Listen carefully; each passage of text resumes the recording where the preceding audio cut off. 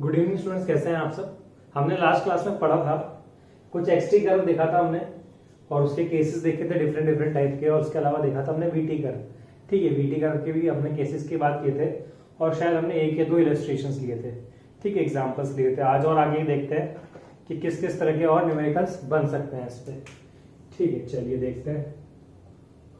अगर पहले इलस्ट्रेशन की बात करें, पहले एग्जाम्पल की बात करें, तो हमको जो गिवन है वो ये है कि एक टावर है, टावर की हाइट हमको गिवन है 100 मीटर। ठीक है, यहाँ पर एक जना खड़ा है और उसने जो बॉल है या जो भी पार्टिकल है उसको क्या ऊपर की तरफ फेंका है, ऊपर की तरफ प्रोजेक्ट किया है। जब उसने पार्टिकल को ऊपर प्रोजेक्ट किया है तो हम जानते हैं कि जब पार्टिकल ऊपर जाएगा तो क्या करेगा, एक डिस्टेंस पर जाएगा और उसके बाद वापस क्या रिटर्न होके कहाँ पर आ जाएगा, ग्राउंड पर आ जाएगा। ठीक है, ऐसे ही कुछ हमने पढ़ा था वर्टिकल मोशन या मोशन अंडर ग्रेविटी में हमने देखा था ऐसा। ठीक है, जिस स्पीड से उसने इसको प्रोजेक्ट किया है वो है u इक्वल टू 20 मीटर पर सेकेंड। इतना हमको दिया हुआ है और हमसे बोला गया है कि इसके लिए हमको क्या ड्रॉ करना है, एक्सटी कर्व ड्रॉ करना है। ठीक है, ड्रॉ लिखना चाहें तो लिख भी सकते हैं, draw x t curve of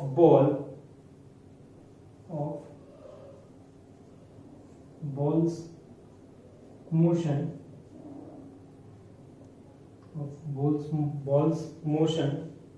with starting point as origin, with starting point as origin। ये हमको दिया हुआ है इस क्वेश्चन में। ठीक है, डिटेल्स हमें समझ में आ गई कि हमें क्या दिया हुआ है, एक टावर दिया हुआ है।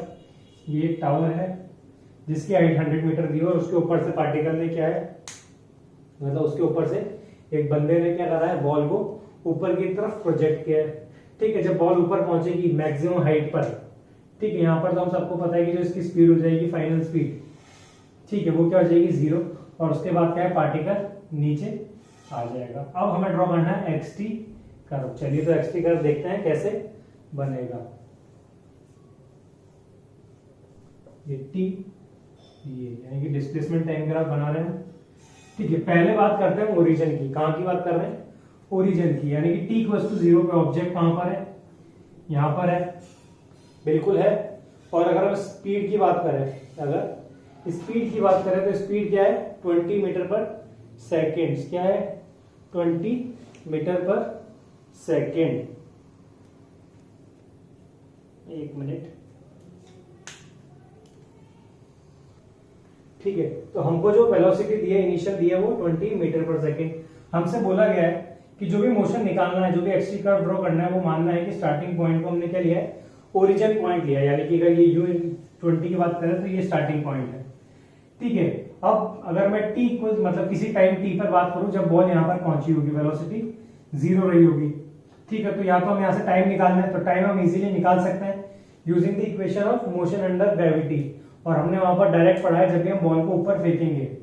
ठीक है, तो मैं टाइम ऑफ एक्शन निकाल सकता हूं using t equals to u by g, इस फॉर्मूले को यूज करके। ठीक है, यानी कि यहाँ पे मैं वैल्यूज पुट कर दूंगा 20/10। g क्या है, डाउनवर्ड्स लग रहा है बॉल पे।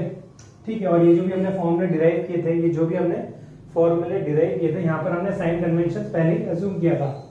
तो अगर यहाँ से टाइम की बात करें, यानी कि यहाँ पर टाइम की बात करूँ, मैं बॉल को ऊपर ले जाने की टाइम ऑफ एक्शन की बात करूँ, तो u बाई जी, u की वैल्यू हमें दी है 20 और g की वैल्यू दी है हमें 10। तो यहाँ से हम गया हमारे पास 2 सेकेंड। यानी कि नेक्स्ट अगर हम बात कर रहे हैं तो हम यहाँ पर करेंगे t इक्वल टू 2 सेकेंड पे बात करेंगे। अब t इक्वल टू 2 सेकेंड में हमको क्या निकालना है, हमको निकालना है इसका डिस्प्लेसमेंट, भाई कितनी बॉल गई, यानी कि ये हाइट निकालनी है। और हाइट निकालने के लिए हमें फॉर्मूला पता है क्या, u²/2g। ये फॉर्मूला भी हमने पढ़ा डायरेक्ट। ठीक है, तो h इक्वल टू हो गया हमारे पास u²/2g। तो u² हमें दिया था 20 × 20 अपॉन t × 20। तो इससे कैंसिल आउट, इससे कैंसिल आउट। हमारे पास जो हाइट आ गई वो कितनी आ गई बच्चों, 20 मीटर आ गई। तो यानी कि कहीं पर x इक्वल्स टू, यहाँ पर 20 मीटर रहा होगा, तो यहाँ पर हमारी बॉल की पोजीशन रही होगी। ठीक है, इसके बाद बॉल वापस से कहां पर आ गई है, t इक्वल टू 2 सेकंड। भाई जितना टाइम जाने में लगेगा उतना टाइम आने में लगेगा, तो टाइम ऑफ डिसेंट उस ओरिजिन पॉइंट पर आने के लिए भी क्या होगा, इसी के बराबर होगा नहीं होगा। तो यहां से यहां तक आने का time t equal to 4 second पे, और बॉल कहां पर आ गई है, अपनी ओरिजिन पे आ गई है, यानी कि वापस से इस पोजीशन पे आ गई है बॉल। ठीक है, यहां तक तो चलो सर समझ में आ गया। अब बात करते हैं हम बॉल कहां पर आएगी। अब यहां से चलकर यहां तक हम आ गए हैं, यहां तक हम आ गए, यहां से लेके यहां तक की बात करनी है।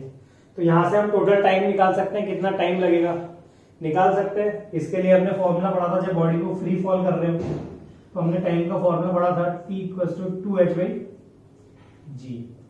ठीक है, तो हम यहां से निकाल रहे हैं।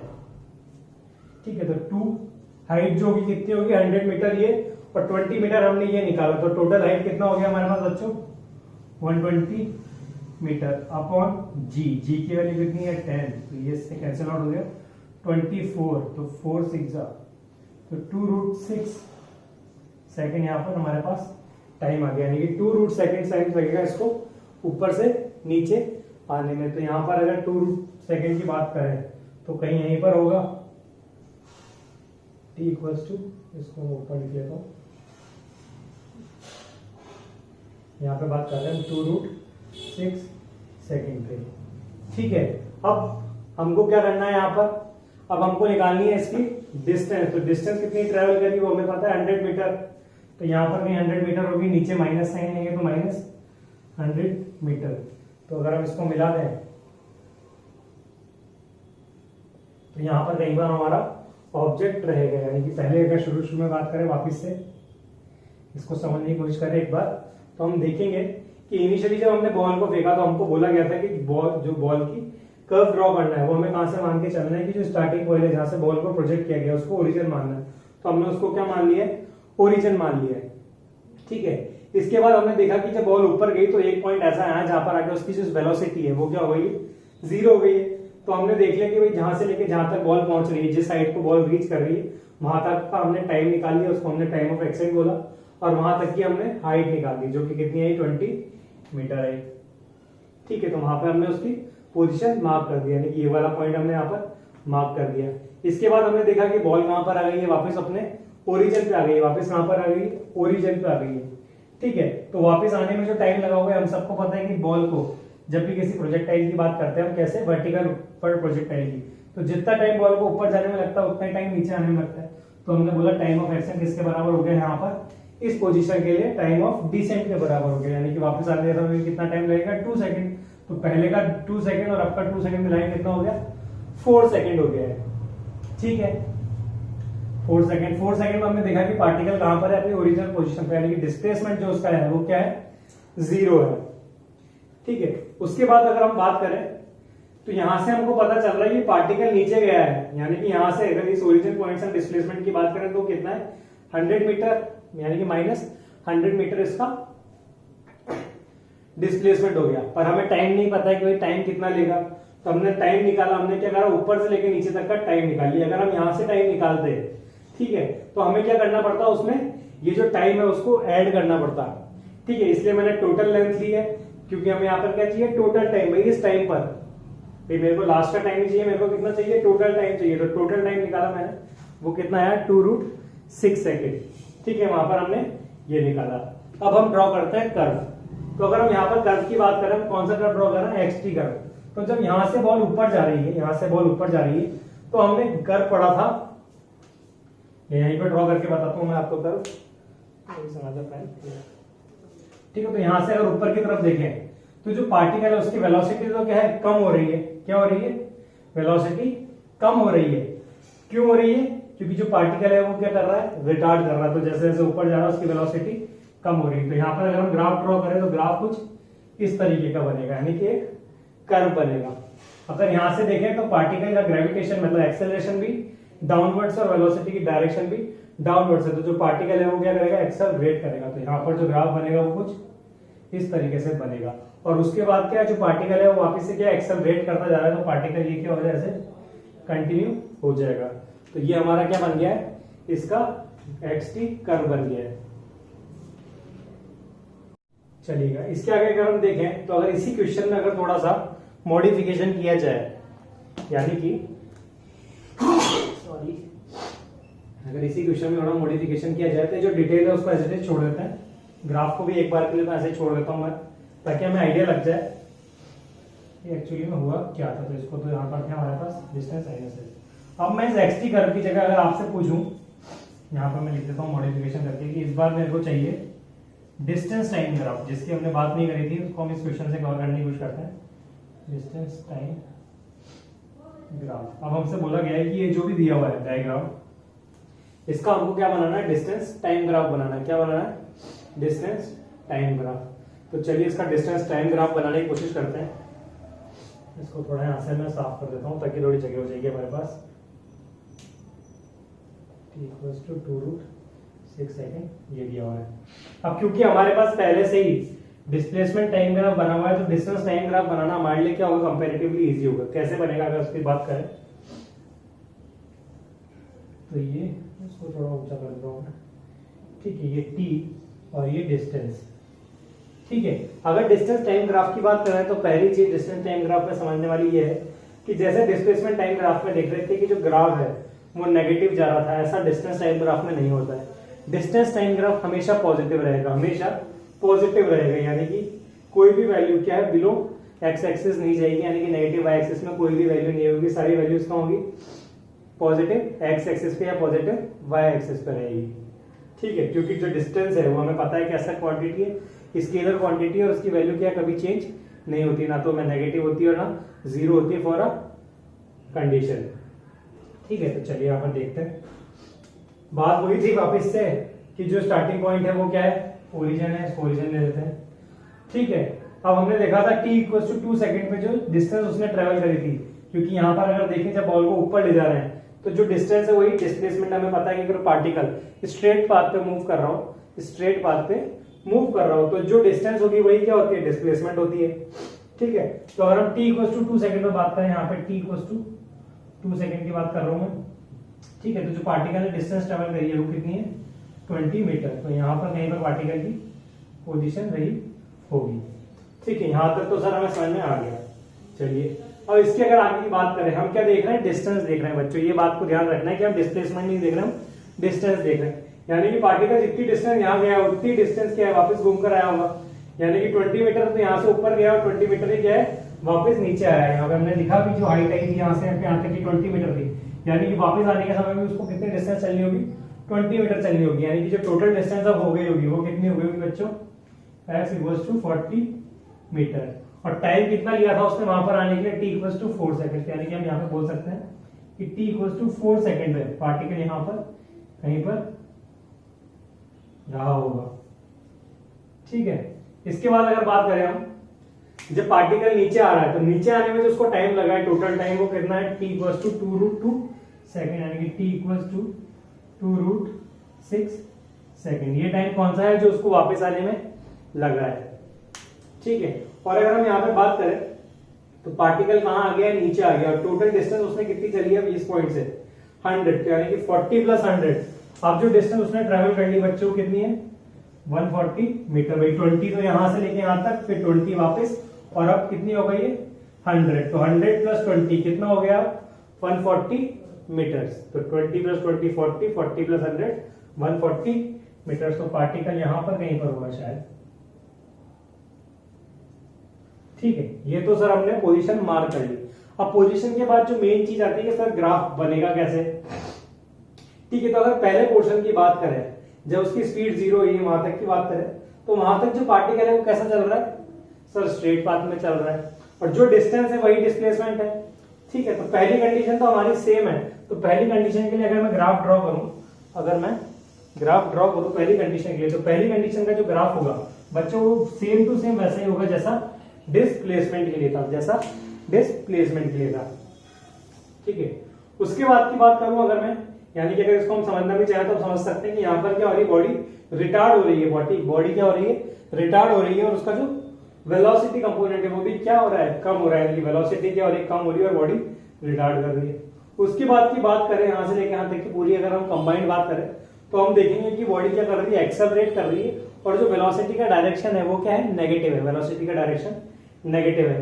तो हमें याद करना है जो हमने पढ़ा था डिस्टेंस टाइम ग्राफ में या डिस्प्लेसमेंट टाइम ग्राफ में, जब भी नॉन यूनिफॉर्म मोशन की बात करी थी और जब भी वेलोसिटी नेगेटिव थी तो जो ग्राफ था वो कैसा था, ऊपर की तरफ जाता हुआ था। कैसा था, ऊपर की तरफ जाता हुआ। बॉडी क्या कर रही है, एक्सेलरेट कर रही है, वेलोसिटी क्या हो रही है, इंक्रीज हो रही है। सिर्फ डिफरेंस क्या है, वेलोसिटी का जो कंपोनेंट है वो क्या है, नेगेटिव।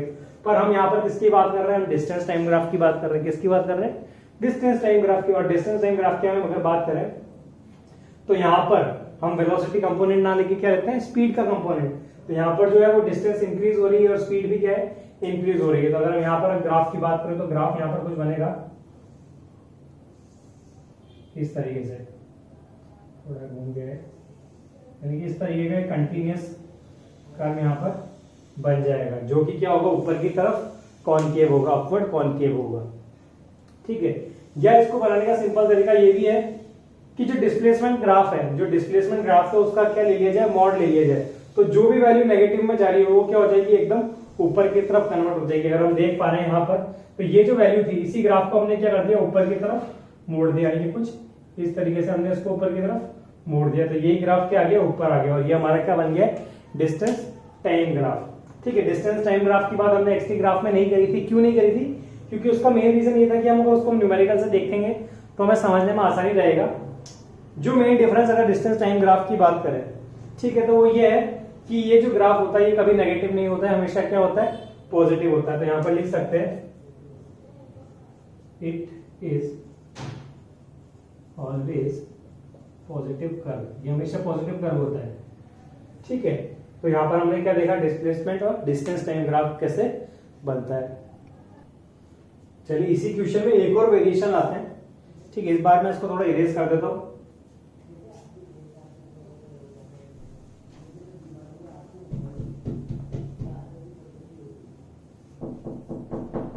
ठीक है, इसको मैंने इरेज कर दिया। अब अगर हम देखें तो मैं अगर आपको यहाँ पे एक्सटी कर्व की जगह इस बार जो मेरे से पूछा गया है वो पूछा गया है कि वीटी कर्व फाइंड कीजिए। क्या फाइंड कीजिए, वीटी कर्व। इस बार हमको ये जो दिया हुआ है क्वेश्चन, इसमें हमें वीटी कर्व पूछा गया है। ठीक है। वीटी कर्व के लिए जो मोस्ट इंपोर्टेंट चीज है वो क्या है, हमें डिस्टेंस चाहिए, सॉरी वेलोसिटी चाहिए। तो अगर हम देखें हर पॉइंट पे वेलोसिटी क्या है, इस पॉइंट की बात करें, स्टार्टिंग पॉइंट पे वेलोसिटी हमको कितनी दी हुई है, 20 मीटर। जब बॉडी ऊपर पहुंच रही है तो क्या दी हुई है, 0। ठीक है। फिर यहाँ पर आएगी बॉडी नीचे। ठीक है। ये एक पॉइंट बचेगा जहां पे हमको वेलोसिटी कैलकुलेट करनी है। अगर इस पॉइंट की बात करें तो वेलोसिटी कंपोनेंट हमें पता रहेगा, कितना रहेगा कि वेलोसिटी तो क्या रहेगी, सेम रहेगी, पर क्या होगा उसका साइन अब नीचे डाउनवर्ड्स होगा। इस पॉइंट की बात करें अगर वेलोसिटी की, वी फाइनल की, तो वी फाइनल के लिए हमें पता है, हमने ये फॉर्मूला पढ़ा है वी फाइनल का, क्या होता है, √2gh। ये फॉर्मूला हमने सबने पढ़ा है। तो अगर हम इस पे निकालें तो वैल्यू पुट करनी है हमको सिर्फ √2 इंटू 10 इंटू एच की वैल्यू 120। ठीक है। तो यहां से आएगा 240, यहां से आएगा हमारे पास शायद वेलोसिटी आ रही है हमारे पास 240, 240, 2400। तो यहां से जो हमारे पास वेलोसिटी आएगी, इसको सॉल्व किया हमने, तो वेलोसिटी आएगी 20√6 मीटर पर सेकंड। एक बार चेक कर लेना सही लिखी नहीं लिखी, यही आनी चाहिए वेलोसिटी 20√6 सेकंड। चलिए अब वेलोसिटी टाइम ग्राफ की अगर बात करें तो हमें पता है कि जो वेलोसिटी टाइम ग्राफ है वो क्या है, नेगेटिव भी हो सकता है। तो वेलोसिटी पॉजिटिव है, इस तरफ नेगेटिव वेलोसिटी है, और ये हमारा टाइम का एक्सिस है। चलिए वैल्यू पुट करके देखते हैं। पहला, जब बॉडी ओरिजिन पे थी, जब बॉडी ओरिजिन पे थी, ओरिजिन से बात करें तो उसके पास स्पीड कितनी थी, 20, यानी कि यहाँ पर नहीं पर u इक्वल्स टू 20 मीटर पर सेकंड पे ऑब्जेक्ट रहा। उसके बाद कहां पर पहुंचा, t इक्वल्स टू 2 सेकंड पे। बच्चों कहां पर, t इक्वल्स टू 2 सेकंड पे। ठीक है। अगर 2 इक्वल्स टू 2 सेकंड पे देखें तो जो उसकी स्पीड है वो क्या हो गई है, 0, यानी कि ऑब्जेक्ट कहां पर आ गया, वो यहाँ पर आ गया। वो पहले कंडीशन में तो वो यहाँ पर था, दूसरी कंडीशन पे वो यहाँ पर आ गया। इसके बाद वापस रिटर्न आ गया, ओरिजिन पे आएगा जहां से ऑब्जेक्ट को प्रोजेक्ट किया गया, यानी कि t इक्वल्स टू 4 सेकंड पे। ठीक है। हम वापस वैल्यू नहीं निकाल रहे क्योंकि हमने पहले निकाल ली, एग्जाम में आएगा तो आपको वापस वैल्यू निकालनी पड़ेगी। ठीक है। t इक्वल्स टू 4 सेकंड पे देखें तो वेलोसिटी कितनी हो गई है, अपोजिट हो गई है जो पहले थी, यानी कि अब कितनी हो गई है, -20। ठीक है, और उसको हम यहाँ पे प्लॉट कर देते हैं, यहाँ पर कहीं पर रही होगी। ठीक है, इसकी बात करते हैं वी फाइनल की। तो वी फाइनल हमने निकाला कितना आ रहा है 20√6, यानी कि यहाँ पर कहीं पर होगा time t equals to 2√6 second पे। ठीक है, वेलोसिटी कहाँ पर रहेगी 20√सेकेंड पे। इसको थोड़ा सा अगर मैं बड़ा कर दूं, यहाँ पे कहीं पे रहा होगा 20√6। ठीक है, और इसका साइन नेगेटिव है क्योंकि वेलोसिटी की डायरेक्शन क्या है, नीचे की तरफ। तो अगर इसको भी मैं मिला देता हूँ तो यहाँ पर कहीं पर रहा होगा। ठीक है, अब यहाँ पर हम स्लोप की बात करें तो हमें पता है कि जो एक्सेलरेशन है वो कैसा है, डाउनवर्ड से नीचे की तरफ। तो अगर साइन कन्वेंशन ले, हम क्या ले, साइन कन्वेंशन यूज करें तो जो जी की वैल्यू है वो क्या है, नेगेटिव, यानी कि एक्सेलरेशन कैसा है, नेगेटिव। और हमें पता है जब एक्सेलरेशन नेगेटिव होता है तो स्लोप भी कैसा होगा, नेगेटिव होगा। ठीक है, यहां से इस पूरे कॉन्फ़िगरेशन की बात करें तो हम यहाँ पे ये भी देख पा रहे हैं कि सर एक्सेलरेशन कैसा है, पूरे में कांस्टेंट। और अगर हमने पूरे कांस्टेंट या कांस्टेंट एक्सेलरेशन की बात करें तो हमने देखा था कि दो तरह के ग्राफ बनते हैं वेलोसिटी के, या तो इस तरह का इंक्रीजिंग या फिर इस तरह का डिक्रीजिंग। यही हमने पढ़ा था। ठीक है, और हमने ये भी देखा था कि ग्राफ अगर वेलोसिटी नेगेटिव हो तो कहां जा सकती है, एक्स एक्सिस के नीचे जा सकती है। ठीक है, तो अगर यहां से लेके यहां तक की बात करें तो वेलोसिटी क्या हो रही है, डिक्रीज हो रही है, और स्लोप कैसा है, नेगेटिव। तो स्लोप नेगेटिव होगा तो एंगल कैसा बनेगा, एक्यूट एंगल। लाइन इस तरीके से आएगी कुछ। ठीक है, उसके बाद यहां से यहां तक बात करें तो जो वेलोसिटी है वो नेगेटिव है, पर क्या हो रही है, इंक्रीज हो रही है। तो वेलोसिटी इंक्रीज हो रही है, यानी कि वेलोसिटी इंक्रीज होगी तो ये ग्राफ कुछ इस तरीके से आगे बढ़ जाएगा। और उसके बाद भी अगर हम देखें तो वेलोसिटी क्या है, कंटिन्यूअसली इंक्रीज हो रही है, तो ग्राफ क्या होगा, यहां से फिर आगे चला जाएगा। स्ट्रेट लाइन क्यों नहीं बन रही, ठीक है, इस तरीके से स्ट्रेट लाइन बन जाएगी। ठीक है, अगर यहाँ पर हम स्लोप की बात करें तो बिकॉज जो एक्सेलरेशन है वो कैसा है, नेगेटिव है। कैसा है, नेगेटिव है।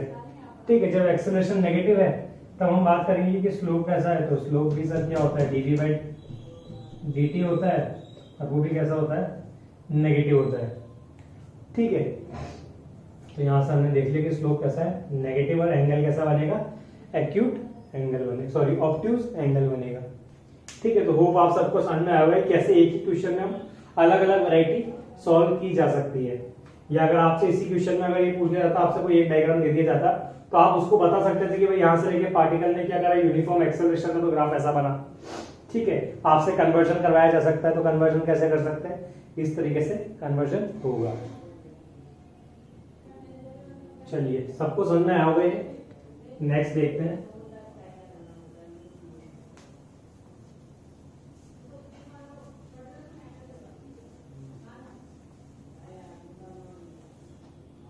ठीक है, नेक्स्ट देखते हैं। नेक्स्ट हमको दिया हुआ है वीटी ग्राफ। वीटी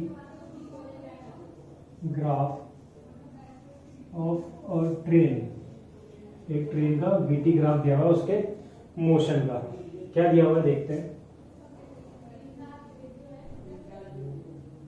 ये वेलोसिटी दी हुई है, ये टाइम दिया हुआ है, पार्टिकल कुछ इस तरीके से गया है, फिर ऐसे गया है, इस तरीके से गया है, यहाँ से लेके यहाँ तक का टाइम t1, ये वाला टाइम t2 और ये वाला टाइम t3, यानी यहाँ से लेके यहाँ तक का जो लगने वाला टाइम है वो हमको दिया हुआ है t1, यहाँ से लेके यहाँ तक का हमको दिया हुआ है t2, और यहाँ से लेके यहाँ तक का हमें टाइम दिया हुआ है t3। जो मैक्सिमम स्पीड इसने गेन करी है वो दी हुई है 60 किलोमीटर पर आवर। ठीक है, यानी कि वेलोसिटी दी हुई है किलोमीटर पर आवर में, और टाइम दिया हुआ है हमें आर में। वेलोसिटी की बात करें तो km/h हमको दिया हुआ है। ठीक है, इसके साथ में जो हमें गिवन है, और जो हमें गिवन है वो गिवन है टाइम का रेशियो, t1:t2:t3 की हमें वैल्यू दी हुई है 1:8:1, और हमसे पूछा गया है find the average speed of the train. Find the average speed of the train. ठीक है, ये हमसे पूछा गया है क्वेश्चन में। हमें वीटी ग्राफ दिया है, VT graph of a train is, ये हमको वीटी ग्राफ दिया हुआ है। ठीक है, इसको समझने की कोशिश करते हैं एक बार हम पहले की सर क्या क्या दिया हुआ है और क्या क्या हमसे पूछा गया है। ठीक है, चलिए इसको देखते हैं। हमें क्या दिया हुआ है, एक वीटी ग्राफ दिया हुआ है, ये तो सब हमें समझ में आ रहा है। इसके बाद अगर देखें तो T1 टाइम की अगर बात करें, T1 टाइम की अगर बात करें तो बॉडी का जो ट्रेन है वो कैसा मोशन कर रही है, यहां से हमको पता चल रहा होगा कि सर यूनिफॉर्म मोशन कर रही है, यानी बोल दीजिए कि कांस्टेंट एक्सेलरेशन से मूव कर रही है। और एक्सेलरेशन भी कैसा है सर, पॉजिटिव है, यानी कि वेलोसिटी जो है वो इंक्रीज हो रही है। यहाँ पर जो बॉडी का एंगल है हमें पता चल रहा है भाई एंगल स्लोप कैसा है, पॉजिटिव स्लोप है और एक्यूट एंगल बना रहा है। ठीक है, और जब भी एक्यूट एंगल बनाता है हमें पता है कि जो बॉडी है वो क्या कर रही है, एक्सेलरेट कर रही है। अगर यहाँ पे देखें तो हमें पता है कि जब भी वीटी ग्राफ में जो लाइन बनती है वो कैसी होती है, पैरेलल टू एक्स एक्सिस होती है, पैरेलल टू एक्स एक्सिस होती है। तो वहां पर बॉडी क्या होती है, यूनिफॉर्म मोशन में होती है, यूनिफॉर्म वेलोसिटी से मूव कर रही है।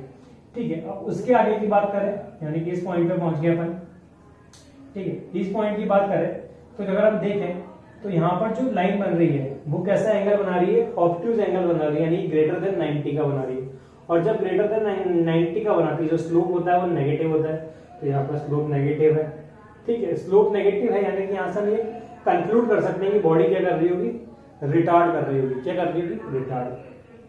ठीक है, यहां से यहां, यानी कि जब बॉडी ने एक्सेलरेट किया तो वो टाइम हमें दिया हुआ है T1, जब बॉडी यूनिफॉर्म मोशन में चल रही थी तो टाइम दिया हुआ है T2, और जब बॉडी ने रिटार्ड किया तो टाइम दिया हुआ है T3। ठीक है, अब जो गिवन कंडीशन है अगर उसको इससे मैच करें तो यहाँ पे पता चल रहा है कि T1 T2 T3 में जो रेशियो है वो 1:8:1 का है, यानी कि T1 और T3 का जो रेशियो है वो तो क्या है, 1:1 का है। यानी कि जितनी टाइम बॉडी ने एक्सेलरेट किया उतनी टाइम बॉडी ने क्या है, डी एक्सेलरेट किया, यानी कि रिटार्ड किया है। ठीक है, अब यहाँ पे एक देखने की चीज है कि हमें ग्राफ कौन सा दिया है, वेलोसिटी टाइम ग्राफ, और हमसे पूछा गया एवरेज स्पीड। भाई एवरेज स्पीड की पूछी, एवरेज वेलोसिटी पूछता है, ग्राफ तो क्या है, वेलोसिटी टाइम ग्राफ है। ठीक है, तो अगर यहाँ पर हम देखें तो इस ग्राफ को देख के हमें पता चल रहा है कि जो ऑब्जेक्ट है या जो वेलोसिटी ग्राफ है ये बिलो दी एक्स एक्सिस नहीं जा रहा है, बिलो दी एक्स एक्सिस नहीं जा रहा है, यानी कि ऑब्जेक्ट ने कहीं पलटी नहीं मारी है। क्या नहीं मारी है, पलटी नहीं मारी। जब तक ऑब्जेक्ट पलटी नहीं मारेगा, ठीक है, तो मतलब कि वो कैसे जा रहा है, एक स्ट्रेट पाथ पे जा रहा है, एक स्ट्रेट लाइन को फॉलो कर रहा है। और स्ट्रेट लाइन की अगर बात करें तो वहां पे जो डिस्टेंस होता है वही डिस्प्लेसमेंट होता है, और जो वेलोसिटी होती है वही स्पीड होती है, क्योंकि हमें पता है स्पीड का फॉर्मूला क्या है, total distance upon total time. और वेलोसिटी की बात करें तो change in position upon total time. और जब ऑब्जेक्ट स्ट्रेट ही पाथ पे जा रहा है जो टोटल डिस्टेंस होगा वही चेंज होगा। ठीक है, तो एवरेज स्पीड क्या है, बराबर है एवरेज वेलोसिटी के। यहां तक तो हमें समझ में आ गया। अब कुछ चीज इस टाइप के क्वेश्चन में हमको अज्यूम करनी पड़ती है अगर सॉल्यूशन की बात करें हम। ठीक है, तो मैं मान लेता हूं कि ये जो दिया हुआ है area under the curve, graph की बात करूं मैं तो इस एरिया को मैं क्या मान लेता हूं, एरिया बी एल। क्या मान लिया मैंने, एरिया को एल मान लिया है। ठीक है, चलिए तो मैं मान लेता हूं टोटल डिस्टेंस जो होगी, टोटल डिस्टेंस की बात करें तो टोटल डिस्टेंस क्या होगा, area under the curve, area. यहां पे समझ में आ रहा है ना मैंने डिस्टेंस क्यों लिखा है, क्योंकि जो ऑब्जेक्ट है वो कैसे मूव कर रहा है, स्ट्रेट पाथ में मूव कर रहा है। तो मैं चाहे तो टोटल डिस्प्लेसमेंट लिखूं, चाहे तो टोटल डिस्टेंस लिखूं, बात क्या होगी, सेम होगी। तो total distance equals to area under the curve v t. और वो किसके बराबर होगा अगर मैं बात करूं तो यहाँ पे हमने उसको मान रखा है कैपिटल एल मान रखा है। ठीक है, ये हमें समझ में आ गया। ठीक है, अब मैं यहां से क्या चाहता हूं, ये चलो मैं निकाल लिया। अब टोटल टाइम की बात कर लेते हैं हम एक बार। तो टोटल टाइम की बात करूं मैं तो टोटल टाइम होगा क्या बच्चों, T1 plus T2 plus T3, ये टोटल टाइम होगा। पर हमें अगर यहाँ पे देखें तो हमें टोटल टाइम दिया हुआ नहीं है, यहाँ पे हमें क्या दिया हुआ है, रेशो दिया हुआ है। क्या दिया हुआ है, रेशो। तो हम यहाँ पर वैल्यू अज्यूम कर लेते हैं। मान लीजिए अज्यूमिंग, ये कुछ चीजें अज्यूम करनी पड़ती है क्वेश्चन में। ठीक है, तो हम मान लेते हैं कि जो T1 टाइम है वो T है, कितना है, T है। अगर T1 T है तो जो T2 होगा वो कितना हो जाएगा, 8T हो जाएगा, और जो T3 है वो कितना हो जाएगा, T हो जाएगा। तो अगर हम उसको ऐड करें तो कितना हो जाएगा, T plus 8T plus T, that is 10T। ठीक है, टोटल डिस्टेंस है, टोटल टाइम। अगर एवरेज स्पीड की बात करूं मैं, एवरेज स्पीड की बात करूं तो वो क्या होगा हमारे पास, total distance upon total time. तो टोटल डिस्टेंस हमारे पास कितनी है, L, और टोटल टाइम जो बॉडी ने लिया वो कितना है 10t। ठीक है, अगर ये एग्जाम में आंसर में दिया हुआ है तो ये हमारा आंसर है, नहीं तो हमने एल क्या एज्यूम किया और टी भी क्या एज्यूम किया, तो उसको तो हमें हटाना ही पड़ेगा। ठीक है, चलिए हटा के देखते हैं।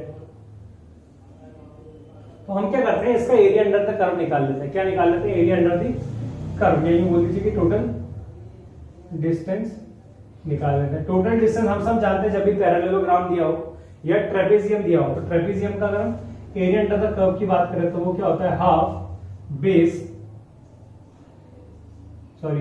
Height into sum of parallel sides. तो सम ऑफ पैरेलल साइड्स की बात करें तो एक साइड का सम तो कितना है 10t, भाई यहां से लेके यहां तक हमने अज्यूम कर लिया कितना 10t, प्लस इस ऊपर वाली साइड का भी ये कितना है t2, और t2 की वैल्यू हमने कितनी अज्यूम की है 8t। जब हम इसको सॉल्व करेंगे और डिस्टेंस हमने अज्यूम कर रखी कितनी कैपिटल L, तो 1/2 इंटू 60 इंटू 18t, ये 2 से कट जाएगा 9 टाइम्स और 6 9 जा 540t। तो ये L की वैल्यू आ गई मेरे पास कितनी 540t। अब ये जो फॉर्मूला था एवरेज स्पीड में, इसमें L की जगह मैं क्या पुट कर दूंगा, उस वैल्यू को पुट कर दूंगा। तो एवरेज स्पीड जो हो जाएगी, जो हमारे पास कितनी थी L/10t, वो कितनी हो जाएगी, L की जगह मैं पुट करूंगा 540t/10t। तो t से t कैंसिल आउट हो गया, 0 से 0 कैंसिल हो गया, तो जो मेरे पास एवरेज स्पीड है वो कितनी आई है बच्चों 54 किलोमीटर पर आवर। और ये हमारा क्या हो जाएगा, फाइनल आंसर हो जाएगा। होप आप सबको समझ में आया होगा। एक बार मैं वापस रिपीट कर देता हूँ क्वेश्चन में हुआ क्या। एक ग्राफ दिया था मैं वीटी ग्राफ, ठीक है, जिसको हमने देख के ये प्रेडिक्ट किया कि जो ऑब्जेक्ट t1 टाइम में था वो क्या कर रहा था, एक्सेलरेट कर रहा था, क्योंकि जो लाइन है वो कैसी है, स्ट्रेट लाइन है। और स्ट्रेट लाइन कब बनती है हमें पता है कि जब बॉडी क्या करती है, कांस्टेंट एक्सेलरेशन करती है। ठीक है, अब कांस्टेंट एक्सेलरेशन के दो केसेस आते हैं, पॉजिटिव होगी या फिर नेगेटिव होगी। तो हमने स्लोप चेक किया, तो हमें पता चला कि जो स्लोप है वो कैसा है, एक्यूट एंगल है, और एक्यूट एंगल होता है तो हमें पता है कि जो स्लोप होगा वो पॉजिटिव होगा, तो स्लोप यहाँ पे पॉजिटिव है। ठीक है, यहाँ की अगर बात करें तो यहाँ पर हमने चेक करा इस वाले पोर्शन में कि स्लोप कैसा है, नेगेटिव है, तो बॉडी यहाँ पर क्या कर रही है, रिटार्ड कर रही है। और यहाँ पे देखा हमने पैरेलल टू एक्स एक्सिस, तो हमने बोल दिया कि यहाँ पे बॉडी क्या है, यूनिफॉर्म मोशन कर रही है, यानी कि एक्सेलरेशन यहाँ पर 0 है। इसके बाद हमने टाइम देखा, तो टाइम का रेशियो दिया हुआ था, हमने अज्यूम किया कि इसका एरिया कितना होगा, L होगा। यही बोल दीजिए कि जो इसने डिस्टेंस कवर करी है टोटल वो कितनी है, L है। ठीक है, तो हमने टोटल डिस्टेंस निकाली, अज्यूम करी, और टोटल टाइम, तो उससे हमारे पास एवरेज स्पीड आ गई। अब ये तो हमने अज्यूम की थी, इसकी जगह हमें एक्चुअल वैल्यू पुट करनी पड़ेगी, तो हमने उसको समेशन करने की कोशिश करी, भाई सम करने की कोशिश करी कि क्या हो सकती है। तो हमने t के रेस्पेक्ट में निकाला ताकि इस t से t कैंसिल आउट हो जाए। तो जब हमने उसको सॉल्व किया तो हमारे पास जो एवरेज स्पीड है वो कितनी है, 54 किलोमीटर पर आवर। होप आप सबको समझ में आया होगा। चलिए नेक्स्ट देखते हैं, नेक्स्ट क्वेश्चन देखते हैं।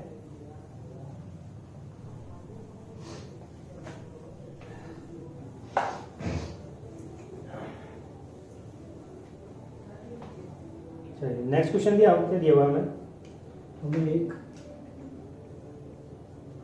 ग्राफ बना हुआ दिया हुआ है वेलोसिटी वर्सेस डिस्टेंस में। इस तरीके का ग्राफ दिया हुआ है, ठीक है, t इक्वल्स टू 2 सेकेंड और t इक्वल्स टू 6 सेकेंड पे यहाँ पर। ठीक है, जो वेलोसिटी दी हुई है वो मीटर पर सेकंड में दी हुई है, मीटर पर सेकंड, और डिस्टेंस दी हुई है मीटर में। ठीक है, 10 और 18, 10 मीटर पर सेकंड और 18 मीटर पर सेकंड ये हमको दिया हुआ है। ठीक है, हमसे पूछा गया find the acceleration, find the acceleration at x equals to 3, mistake कर दी मैंने ना, 2 metre 6 metre, x equals to 3 metre में हमको क्या एक्सेलरेशन फाइंड करना है। और अगर हम इस क्वेश्चन को देखें तो पहला थॉट जो हमारे दिमाग में आता है कि सर इस टाइप की तो कोई वैरायटी हमने करी नहीं थी, हमने तो xt कर्व की बात करी, vt कर्व की बात करी, at कर्व की बात करी, या फिर st कर्व की बात करी। ये तो कोई अलग ही टाइप का कर्व है, वेलोसिटी वर्सेस डिस्टेंस टाइप का कर्व, और ऐसा ग्राफ तो हमने देखा ही नहीं है। अब बहुत से स्टूडेंट क्या करते हैं, ऐसा ग्राफ देख के इस क्वेश्चन को छोड़ देते हैं। क्या कर देते हैं, छोड़ देता है, पर जब हम उसको सॉल्व करने की कोशिश करेंगे तो हम देखेंगे कि उतना ही ज्यादा क्या है, सिंपल है। ठीक है, तो इसको सॉल्व करके देखते हैं। ठीक है, हमसे क्या पूछा गया है, find the acceleration at x equal to 3 metre. ठीक है, अगर हम बात करें vx ग्राफ की, या हम इसके स्लोप की बात करें, इसका स्लोप निकालने की बात करूं मैं, तो अगर इसके स्लोप की बात करूं तो इस स्लोप का या इसका स्लोप क्या होगा, देखा जाए तो dv बाई dx, यही होगा dv by dx, component of y axis upon component of x axis. dv की बात करूं तो dv को क्या लिख सकता हूं मैं, v2 minus v1 upon x2 minus x1, यानी कि वैल्यू पुट करके देखूं तो v2 पे वैल्यू है मेरे पास कितनी 18, v1 पे वैल्यू है 10, ठीक है, x4 पे वैल्यू है मतलब x1 x2 पे वैल्यू 6 और यहाँ पे वैल्यू 2, यानी कि इसको सॉल्व किया तो 8/4 दैट इज 2 यूनिट। अभी हम वैल्यू नहीं डाल रहे हैं, अभी सिर्फ हमने ऐसे लिख दिया इसको बिना यूनिट के। ये तो आ गया मेरे पास स्लोप। हमसे पूछा गया एक्सेलरेशन, हमसे पूछा गया एक्सेलरेशन, और एक्सेलरेशन का बच्चों में इस फॉर्मूला x से रिलेटेड में x के फंक्शन में एक फॉर्मूला जानते हैं, क्या होता है, v dv बाई dx। तो dv की तो dv बाई dx की वैल्यू तो निकालनी, अब हमें जो वैल्यू निकालनी है वो कहां पे निकालनी है, v पे निकालनी है। ठीक है, अब v कहां पर होगा, तो अगर बच्चों क्वेश्चन में देखें तो हमको एक पोजीशन दी हुई है x इक्वल टू 3 मीटर पे, यानी कि x इक्वल टू 3 मीटर यहाँ पे कहीं पर आ होगा। ठीक है, x1 x2 यहाँ पे कहीं पे x रहा होगा 3 मीटर। ठीक है, तो इसको जब मैं ऊपर एक्सटेंड करूं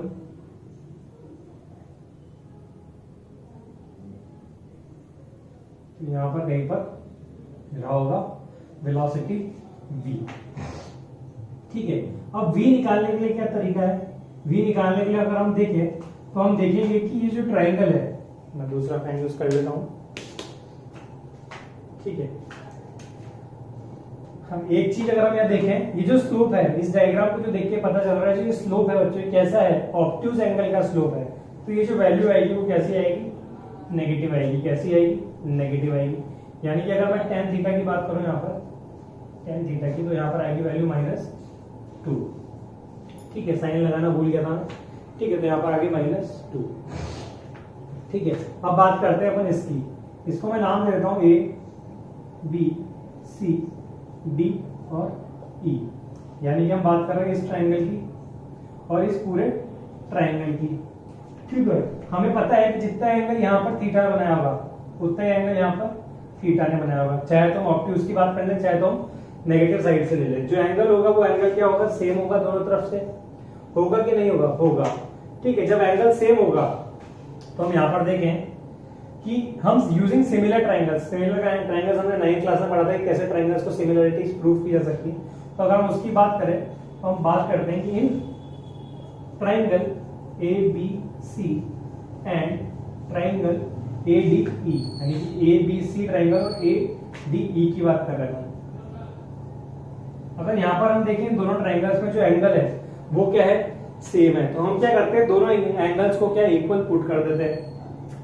ठीक है, दोनों एंगल्स को पुट कर देते हैं। तो इसका एंगल जो है वो हमने निकाला था कितना, 8/4, डायरेक्ट पुट कर रहा हूं मैं यहाँ पर।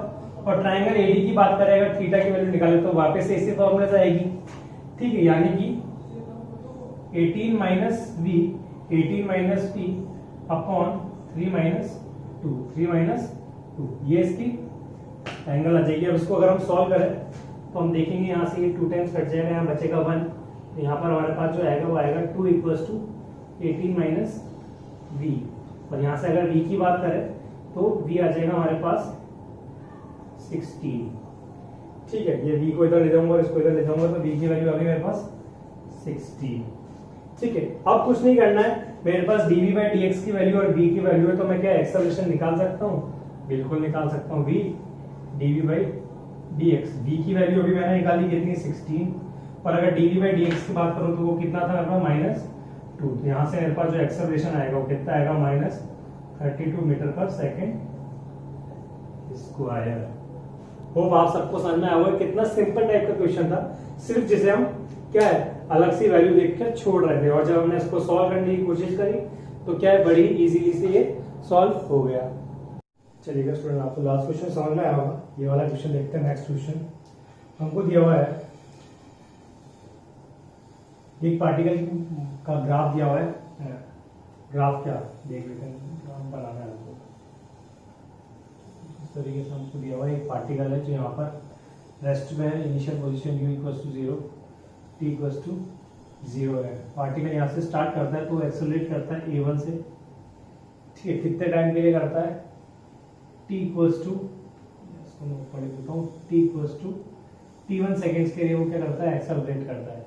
उसके बाद a2 स्पीड से रिटार्ड कर रहा है, यहाँ पर एक्सेलरेट कर रहा है और यहाँ पर रिटार्ड कर रहा है, ठीक है। कब तक कर रहा है, यहाँ इस पोजीशन पे, यानी कि यहाँ पर t इक्वल्स टू t2 तक उसने रिटार्डेशन किया और उसकी जो फाइनल स्पीड थी वो कितनी हो गई बच्चों, 0 हो गई, ठीक है। हमें एक पार्टिकल का पोजीशन बताया हुआ है बस इस तरीके से कि पार्टिकल पहले रेस्ट से स्टार्ट होता है, फिर एक्सेलरेट करता है, ठीक है, t1 टाइम तक एक्सेलरेट करता है, t1 से लेके, और यहाँ पे टोटल टाइम t2 दिया हुआ है, तो t2 माइनस t1 यानी कि जो टाइम गैप होगा ये कितना हो गया, t2 माइनस t1, उसके लिए वो क्या कर रहा है, रिटार्ड कर रहा है। इसके बाद हमें क्या दिया गया है कि जो पार्टिकल है वो अपनी रिटार्डेशन कंटिन्यू रखता है और यहाँ से पलटी मार जाता है, मतलब कि जहाँ पर उसकी फाइनल स्पीड 0 हुई वहां से क्या है, वो पलटी मार रहा है और वो वापस कहां पर आ गया, अपनी इनिशियल पोजीशन पे आ गया है। इनिशियल पोजीशन पे आया तो जब वो उस मीन पोजीशन पे आया जहां पर पहले उसने एक्सेलरेट और रिटार्ड किया था, यहाँ पर पहुंचने में उसको टाइम लगा वो था t4, और जब वो अपनी फाइनल पोजीशन पे पहुंचा इस पोजीशन पे, तो इसको जो टाइम लगा वो था टोटल टाइम t5। अब ये जो यहाँ पर टाइम दिया हुआ है ये उन पॉइंट्स का टोटल टाइम है, यानी कि यहाँ से लेके यहाँ तक का t1, इस पॉइंट से लेके इस तक का t2, इस पॉइंट से लेके वापस घूमने का t4, और इससे लेकर वापस यहाँ पर आने का t5, ठीक है। हमसे बोला गया है draw vt graph for the particle, ठीक है, ऐसा कुछ हमको न्यूमेरिकल दिया हुआ है।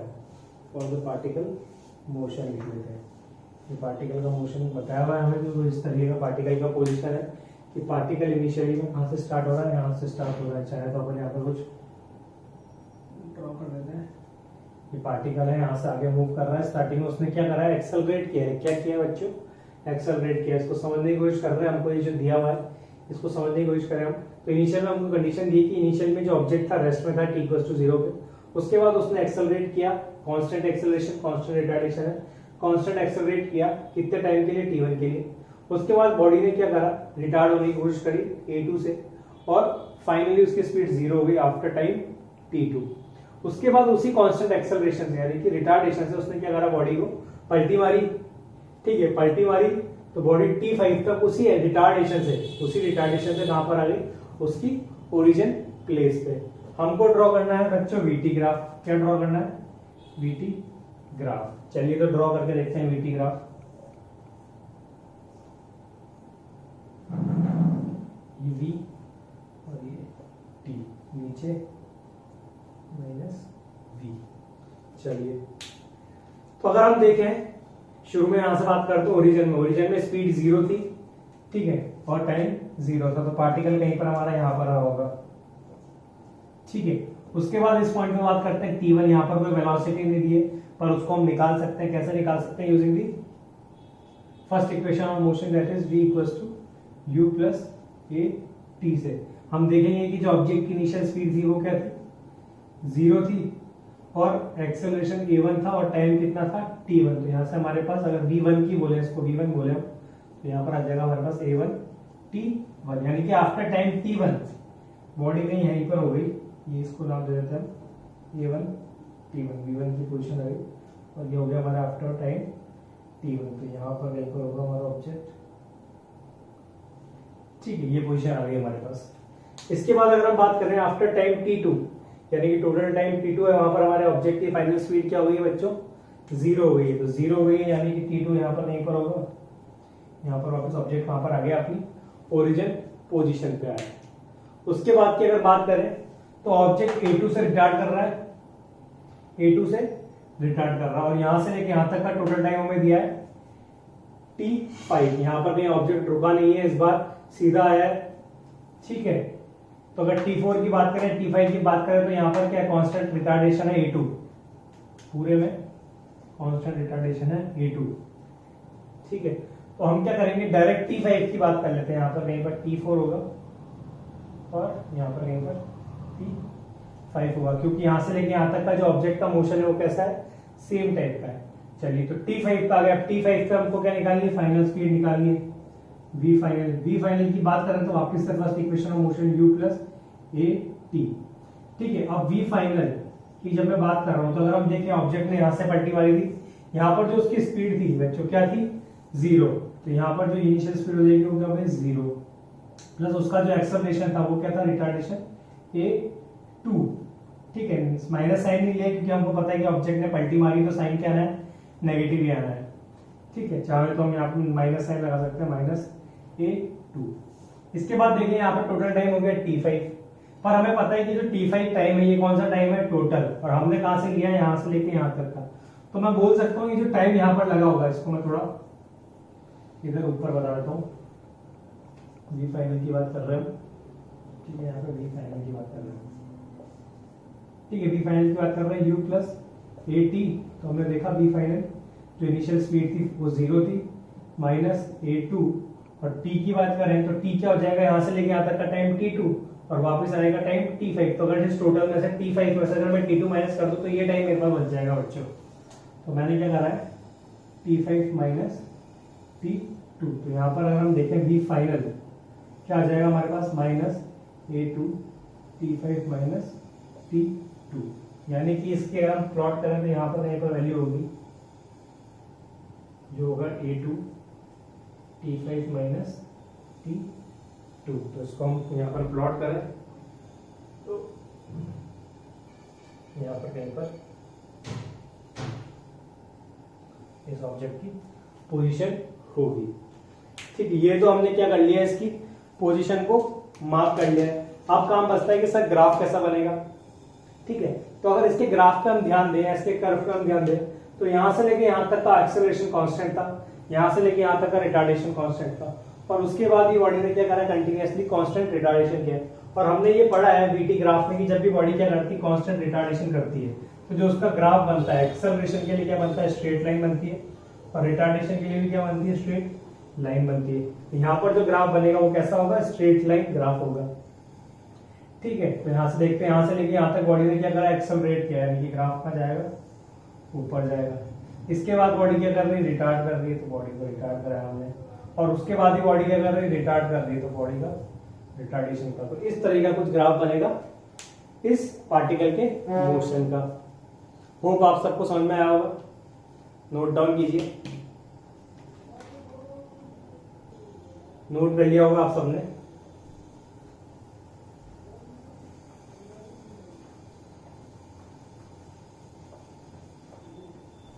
चलिए, तो अब तक हमने देख ली कि किस तरीके से वीटी ग्राफ और एक्सटी ग्राफ और डिस्टेंस टाइम ग्राफ भी हमने देख लिया। अब जब हम बात कर रहे हैं वो बात कर रहे हैं एक्सेलरेशन टाइम ग्राफ की। तो जो थर्ड टाइप का हमारे पास जो रह गया था वो है हमारे पास एक्सेलरेशन टाइम ग्राफ, या ये बोल दीजिए एटी ग्राफ की हम बात कर रहे हैं। ठीक है, एटी ग्राफ की हम बात करें तो एक एक्सेलरेशन टाइम ग्राफ की जब भी हम बात करते हैं तो हम जो बात करते हैं वो बात करते हैं एक्सेलरेशन को कांस्टेंट लेकर। क्या लेकर, कांस्टेंट लेकर, या फिर ये बोल दीजिए कि हम उसको क्या ले रहे हैं, यूनिफॉर्म ले रहे हैं। ये दो केस हमारे पास होंगे, या तो एक्सेलरेशन कांस्टेंट होगा या यूनिफॉर्म होगा। ठीक है, तो जो हमारे कोर्स में है, यानी कि अगर एक्सेलरेशन टाइम ग्राफ की अगर बात की जाए, एक्सेलरेशन टाइम ग्राफ की अगर बात की जाए बच्चों, तो ये ना तो आज तक कभी जी में पूछा गया है और ना ही हमारे नीट में पूछा गया है। ठीक है, पर फिर भी कि बहुत मिनिमम से या स्मॉल टाइप के इसमें क्वेश्चंस बनते हैं, तो हम देखते हैं कि किस टाइप के इसमें क्वेश्चन बनेंगे और किस टाइप का इसका ग्राफ होता है। ठीक है, वेरिएबल एक्सेलरेशन के बारे में मैंने आपको बताया सही कि वो हमारे कोर्स में है ही नहीं। ठीक है, तो हम एक्सेलरेशन यहाँ पर क्या होगा, कांस्टेंट होगा। अब यहाँ पर अगर हम बात करें तो यहाँ पर दो केसेस पॉसिबल होते हैं, दो केसेस बनेंगे यहाँ पर, या तो एक्सेलरेशन क्या होगा, पॉजिटिव होगा, या फिर एक्सेलरेशन क्या होगा, नेगेटिव होगा। भाई कांस्टेंट वैल्यू तो पॉजिटिव या नेगेटिव हो सकती है, तो या तो एक्सेलरेशन क्या होगा, पॉजिटिव एक्सेलरेशन होगा या नेगेटिव एक्सेलरेशन होगा। तो पॉजिटिव एक्सेलरेशन को तो हम जनरली एक्सेलरेशन ही बोलते हैं, और नेगेटिव एक्सेलरेशन को हम क्या बोलते हैं, रिटार्डेशन बोलते हैं। ठीक है, तो चलिए ग्राफ ड्रॉ करके देखते हैं इसका कैसा बनेगा। टी और ये ए। जब भी एक्सेलरेशन कांस्टेंट होगा तो हम किसी भी टाइम टी पर देखेंगे तो एक्सेलरेशन क्या मिलने वाला, सेम मिलने वाला। तो मान लीजिए अगर मैं t1 टाइम पे देखता हूँ तो एक्सेलरेशन मुझे क्या मिलेगा, a1। अगर मैं t2 टाइम पे देखूं तो भी एक्सेलरेशन मुझे क्या मिलने वाला है, सेम a1। तो अगर मैं इसको ड्रॉ करूं तो स्ट्रेट लाइन मिल जाएगी मुझे। ठीक है, 2 पॉइंट्स के बीच में एक स्ट्रेट लाइन मिल जाएगी जो कि क्या होगा, पैरेलल होगा एक्स एक्सिस के। अगर मैं बात करूं, ये तो हो गया हमारे पास केस पॉजिटिव एक्सेलरेशन का। अगर मैं बात करूं नेगेटिव का, तो नेगेटिव के केस में क्या होगा, जो यही ग्राफ है वो कहां चला जाएगा, नीचे की तरफ चला जाएगा। तो ये टी हो गया, ये नेगेटिव एक्सेलरेशन हो गया। ठीक है, तो वापस से कांस्टेंट एक्सेलरेशन इस बार नेगेटिव है तो यहाँ पर कहीं पर a1 होगा इस बार। ठीक है, किसी t1 पे चेक करूंगा, किसी टाइम t2 पे चेक करूंगा। ठीक है, तो एक्सेलरेशन क्या आना है, पैरेलल टू एक्स एक्सिस हमको निकल के आने वाला है। ठीक है, चलिए इस पे न्यूमेरिकल करके देखते हैं। यहां पर जो ध्यान देने वाली बात है कि जो एक्सेलरेशन है वो क्या है, कांस्टेंट है हमारे पास। ठीक है, चलिए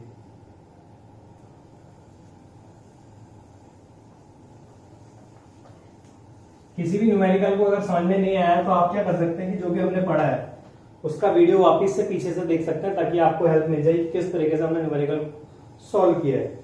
और फिर भी नहीं आता है तो आपके पास हमारा व्हाट्सएप नंबर है, उस पर आप व्हाट्सएप कर सकते हैं। ठीक है, चलो तो न्यूमेरिकल देखते हैं। हमको दिया हुआ है draw VT graph of the motion of a particle, VT graph of the motion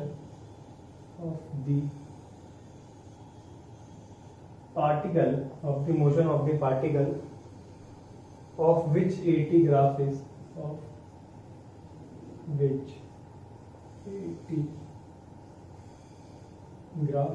जो AT ग्राफ है वो इस तरीके से गिवन है। तो ज्यादा ही बड़ा हो गया, टी ए और ये नेगेटिव है। हमको क्या दिया हुआ है, यहाँ पे 0, यहाँ t1, यहाँ t2 और यहाँ t3। जो ग्राफ है आपको कुछ इस तरीके से दिया हुआ है कि यहाँ से लेके यहाँ तक, तो यहाँ से लेके यहाँ तक इस पर है, और उसके बाद ग्राफ कुछ इस तरीके से हमको ग्राफ गिवन है। ठीक है, यहाँ पर मैं ड्रॉ कर देता हूँ, ये a1 होगा और ये नेगेटिव a1 है, ये इसको a2 ले लीजिए। ठीक है, तो इस तरीके का हमको ग्राफ गिवन है किसका, और इसका हमको क्या ड्रॉ करना है बच्चों, V2 ग्राफ ड्रॉ करना है। यहाँ पे एक कंडीशन और लिखी हुई है कि जो पार्टिकल है it is starting from rest. ठीक है, एक बार सबको ट्राई करना है, ट्राई कीजिए, मुझे बताइए क्या आंसर आ रहा है। पहले इससे क्या क्या निकल रहा है वो हम लिख लेते हैं, गिवन क्या क्या है। तो अगर 0 से t1 की बात करें हम, 0 to t1 की बात करें, तो इस ग्राफ से हमें क्या डिड्यूस कर सकते हैं, क्या निकाल सकते हैं हम इससे, ये निकाल सकते हैं कि यहाँ पर जो एक्सेलरेशन है वो कैसा है। पहली बात तो पॉजिटिव और कांस्टेंट एक्सेलरेशन हमको यहाँ पर देखने को मिल रहा है।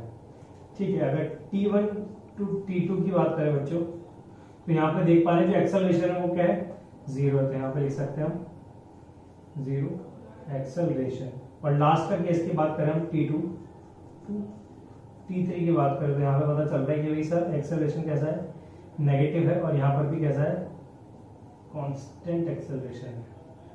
ठीक है, तो ये बात तो हमको कहां से पता चल गई, इस ग्राफ से पता चल गई। यानी कि अब यहाँ पर देखिए अगर 0 एक्सेलरेशन की बात करते हैं, ये ऑब्जेक्ट क्या कर रहा है, यूनिफॉर्म मोशन कर रहा होगा। यूनिफॉर्म वेलोसिटी का केस होता था ना जब एक्सेलरेशन 0 होता था। चलिए ये हमारे पास आ गया। चलिए अब इसका हम क्या करते हैं, VT ग्राफ ड्रॉ करके देखते हैं। तो यहाँ पर मैं ड्रॉ करता हूँ इसका, ये वेलोसिटी और ये टाइम। अगर हम बात करें पॉजिटिव कांस्टेंट एक्सेलरेशन की, पॉजिटिव कांस्टेंट एक्सेलरेशन की, और हम ड्रॉ करना है कौन सा ग्राफ, वीटी ग्राफ, तो हम देखें तो यहाँ पर हमें सबसे पहले तो चाहिए इसकी वेलोसिटी। पहला केस तो पता चल गया कि ऑब्जेक्ट कहाँ से स्टार्ट हो रहा है, रेस्ट से हो रहा है। रेस्ट हो रहा है, उसकी जो स्पीड होगी वो 0 होगी, तो ऑब्जेक्ट कहाँ पर होगा, t = 0 पे, तो यहाँ पर होगा सर। ठीक है, इसके बाद हमें निकालना है t1 टाइम पे। तो अगर t1 टाइम पे देखें, यानी कि बॉडी ने यहाँ से लेके यहाँ तक क्या किया होगा बच्चों, एक्सेलरेट किया होगा। कैसा एक्सेलरेट है, वो भी कांस्टेंट एक्सेलरेशन है। तो यहाँ पर हम इसकी क्या निकाल सकते हैं, वेलोसिटी निकाल सकते हैं। तो इसको t1 से 0 टू t1 के लिए मैंने वेलोसिटी निकाली है v1। कैसे निकालनी है, first equation of motion use करके, u + a1 t1। a1 अगर 0 u की बात करें तो बच्चों वो क्या है, 0। तो v1 की वैल्यू जो आ जाएगी मेरे पास क्या जाएगी, a1 t1। यहाँ से लेके यहाँ तक का एक्सेलरेशन a1 और टाइम लिया गया है t1। तो यहाँ पर कहीं पर हम ले लेते हैं a1 t1, that is velocity. ठीक है, वो कहाँ पर है, टाइम t1 पर, तो ये यहाँ पर कहीं मिलेगा। ठीक है, इसके बाद करते हैं t2 पे। t2 पे जो पार्टिकल है वो कहां पर आ गया है, 0 एक्सेलरेशन पे आ गया बच्चों। कहां पर आ गया है, 0 एक्सेलरेशन, यानी कि बॉडी कैसा मोशन कर रही है, यूनिफॉर्म मोशन कर रही है। यूनिफॉर्म मोशन कर रही है यानी कि जैसा है, जो भी एक्सेलरेशन है वो क्या रहने वाला है, कांस्टेंट रहने वाला है। यानी यहाँ पर आगे बॉडी क्या कर रही है, यूनिफॉर्म मोशन कर रही है। तो जो पार्टिकल होगा वो इसी पाथ पर चलता रहेगा। तो ये आ गया हमारे पास t2। इसके बाद अगर t3 की बात करें, t2 से t3, तो जो उसका बॉडी है उसने क्या करा है, रिटार्ड किया है। क्या किया है, रिटार्ड किया है। पर एक्सेलरेशन कैसा है, कांस्टेंट है। तो जब कांस्टेंट एक्सेलरेशन होता है और बॉडी रिटार्ड करती है तो ग्राफ कैसा बनता है, स्लोप बनता है सर नीचे की तरफ। तो ऑब्जेक्ट कहां पर आ गया, रेस्ट में आ गया है। यहाँ पर सॉरी, यहाँ पे t3 लेते हैं, तो ऑब्जेक्ट कहीं यहीं पर आ गया होगा, या यहाँ पर कहीं पर भी हो सकता है इसकी पोजीशन। ठीक है, तो ऑब्जेक्ट की पोजीशन हमने मान ली कहां पर, t3 पे। बॉडी रिटार्ड कर रही है, नेगेटिव एक्सेलरेशन है, यानी कि हम मान के चल रहे हैं कि ऑब्जेक्ट ने क्या है, पलटी मारी, और पलटी मार के वो कहां पर आ गया, अपनी ओरिजिनल पोजीशन पे आ गए। हम चाहे तो इसको थोड़ा ऊपर भी ले सकते हैं कन्वीनियंस के लिए, कि हम ये नहीं मान रहे कि ऑब्जेक्ट ने क्या किया है, रेस्ट पे आ गया है। हो सकता है वो थोड़ा पहले रुक गया, तो हम चाहे तो इसको थोड़ा पहले भी रोक सकते हैं। ठीक है, अब काम बचता है कि हमको क्या करना है, लाइन ड्रॉ करनी। तो लाइन ड्रॉ करके देखते हैं भाई, कांस्टेंट एक्सेलरेशन है। कांस्टेंट एक्सेलरेशन के केस में क्या होता है बच्चों, जो वेलोसिटी का ग्राफ होता है, हमने देखा था अभी, जब यूनिफॉर्म वेलोसिटी और एक्सेलरेशन कांस्टेंट हो, तो यहाँ पर भी सेम ऐसा ही केस है। तो ग्राफ जो बनेगा वो कुछ इस तरीके का बनेगा, स्ट्रेट लाइन। ठीक है, उसके बाद 0 एक्सेलरेशन है, बॉडी यूनिफॉर्म मोशन कर रही है, यानी कि उसकी वेलोसिटी क्या है, बिल्कुल चेंज नहीं हो रही थी, यहाँ पर स्ट्रेट लाइन बन जाएगी। और लास्ट में देखें तो ऑब्जेक्ट ने पलटी मारी है, यानी बॉडी रिटार्ड कर रही है। बॉडी रिटार्ड कर रही है तो ग्राफ, तो बच्चों ग्राफ कुछ इस तरीके का हमारे पास बन जाएगा। ठीक है, अब इसमें और भी बहुत सारे सवाल बन जाएंगे इसी में, अगर हम चाहें। यहाँ पर अगर मैं चाहूँ तो ये देखिए स्पीड 0 है इस पॉइंट पे। ठीक है, अब मैं आपको एक होमवर्क दे देता हूँ, आपको क्या करना है, इसका एसटी ग्राफ ड्रॉ करना है, या यूँ बोल दीजिए कि डिस्प्लेसमेंट टाइम ग्राफ करना है। तो आप होमवर्क में लिख लीजिए,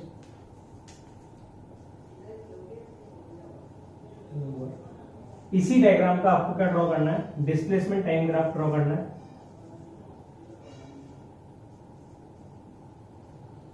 ड्रॉ एक्सटी ग्राफ।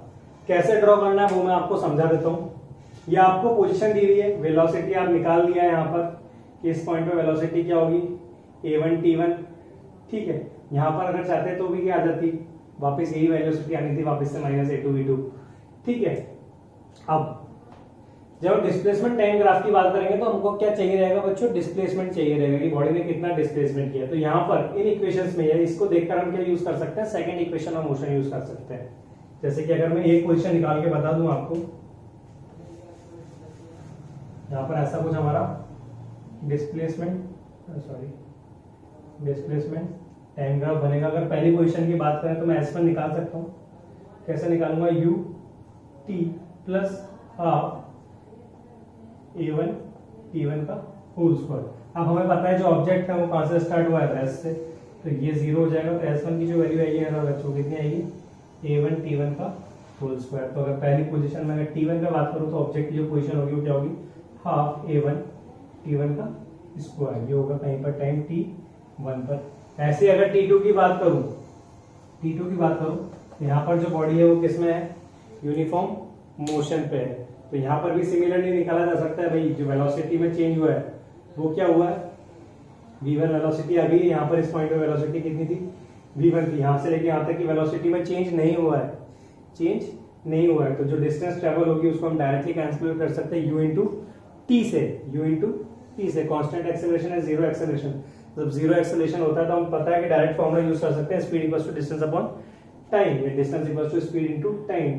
तो यहाँ से हमारे पास स्पीड आ गई है, हमारे पास a1 t1 हमने निकाल ली थी, इस पॉइंट पे कितनी स्पीड है, और यहाँ से लेके यहाँ तक का टाइम हमें पता है t2 माइनस t1। तो इस पॉइंट की हमारे पास डिस्टेंस आ जाएगी, ये डिस्टेंस हमने पहले निकाली थी, दोनों को ऐड कर देंगे तो जो डिस्प्लेसमेंट है वो यहाँ पर कहीं पर आ जाएगी।